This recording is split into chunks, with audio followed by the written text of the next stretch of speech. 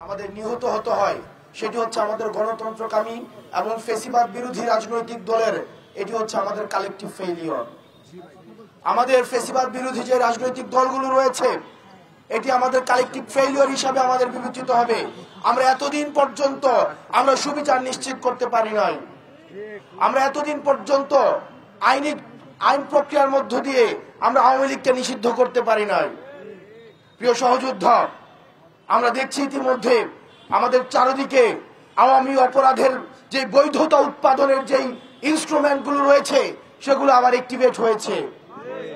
সেগুলোকে আমরা দেখছি যে কালচারাল যে অ্যাক্টিভিজম, যে শ্যাডো অ্যাক্টিভিজমের মধ্য দিয়ে এই আওয়ামী দীর্ঘ ১.৫ দশকের বেশি সময় ধরে যে সব অপরাধ হয়েছে, সেই অপরাধের বৈধতা উৎপাদন করছে।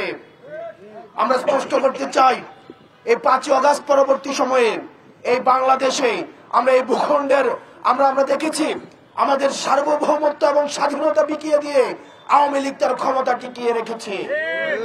আমরা ৫ই আগস্ট পরবর্তী সময়ে আমরা এই ভূখণ্ডের দখল আমরা বাংলাদেশিদের কাছে আমরা তুলে দিতে পেরেছি।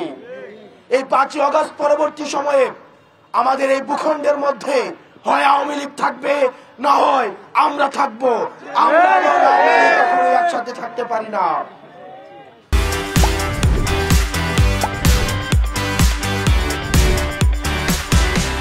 এই অন্তর্বর্তীকালীন সরকারকে আমরা আহ্বান জানাচ্ছি, আওয়ামী লীগকে নিষিদ্ধ করার জন্য, আওয়ামী লীগকে বিচার দ্রুত করার জন্য আপনারা আর কি কি প্রয়োজন?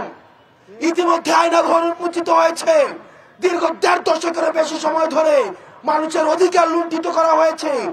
গুম, খুন, হত্যা, ধর্ষণ, এই যে নির্বিচারে মানুষ হত্যা, এগুলো ছিল আওয়ামী লীগের ক্যালেন্ডার ওয়ার্ক।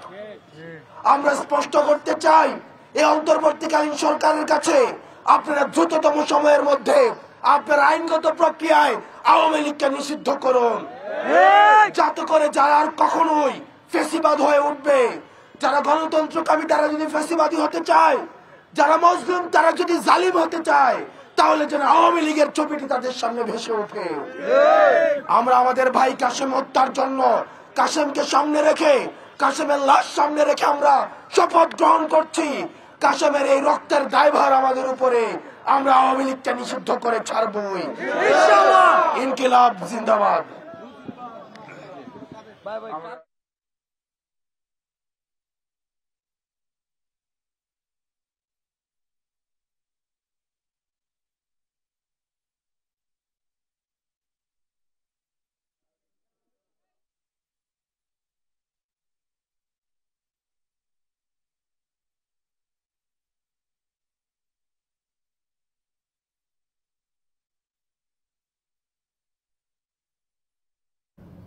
দর্শক, আমরা সরাসরি যুক্ত ছিলাম কেন্দ্রীয় শহীদ মিনারে বৈষম্য বিরোধী ছাত্র আন্দোলনের নেতা হাসনাত আব্দুল্লাহ বক্তব্য রাখছিলেন।